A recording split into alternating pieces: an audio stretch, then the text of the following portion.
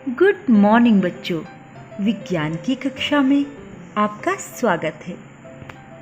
बच्चों, आज मैं फिर से विज्ञान विषय का एक ऐसा प्रकरण लेकर आई हूँ जो बहुत ही महत्वपूर्ण है और हमें इसके बारे में ज़रूर पता होना चाहिए।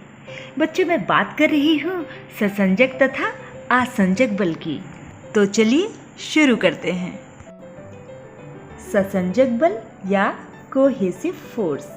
बच्चों, कोई भी पदार्थ हो, चाहे वो ठोस हो, द्रव हो या गैस हो, सभी परमाणुओं या अणुओं से मिलकर बने होते हैं।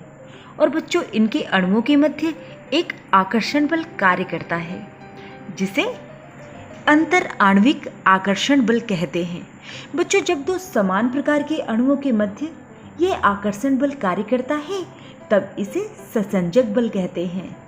जैसे पानी के अणुओं के मध्य लगने वाला आकर्षण बल, तेल के अणुओं के मध्य लगने वाला आकर्षण बल, शहद के अणुओं के मध्य लगने वाला आकर्षण बल या फिर दूध के अणुओं के मध्य लगने वाला आकर्षण बल।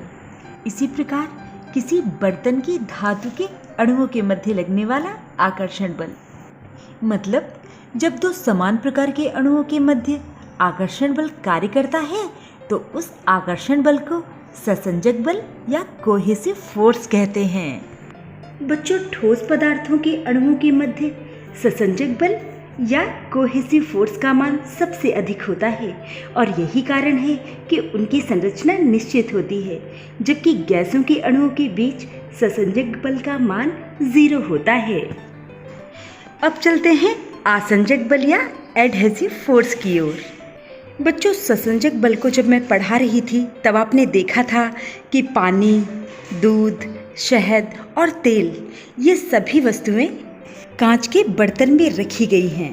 तो बच्चों, कांच के अणु और इन द्रवों के अणुओं के मध्य भी एक आकर्षण बल कार्य करता है और इस आकर्षण बल को आसंजक बल या एडहेसिव फोर्स कहते हैं।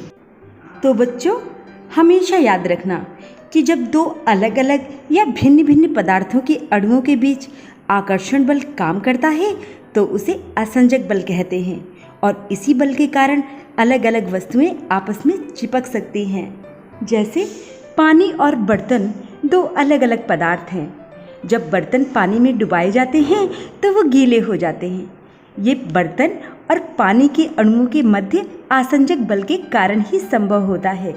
इसी प्रकार कपड़ों को धोते समय कपड़ों का गीला होना ये भी आसंजक बल के कारण ही होता है।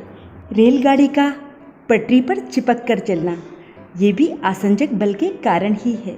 इसी प्रकार रुई को तेल या घी में डुबाया जाता है जिससे दीपक जलता है। रुई और तेल दोनों अलग अलग पदार्थ हैं, लेकिन आसंजक बल के कारण ही तेल रुई में चल पाता है और दीपक जल पाता है। इसी प्रकार जब हम आटा गूंथते हैं तो पानी और आटे के बीच में जो आसंजक बल काम करता है उसी की वजह से हम आटे को गूंथ पाते हैं। बच्चों, पौधा अपनी जड़ों के द्वारा पानी का अवशोषण करता है।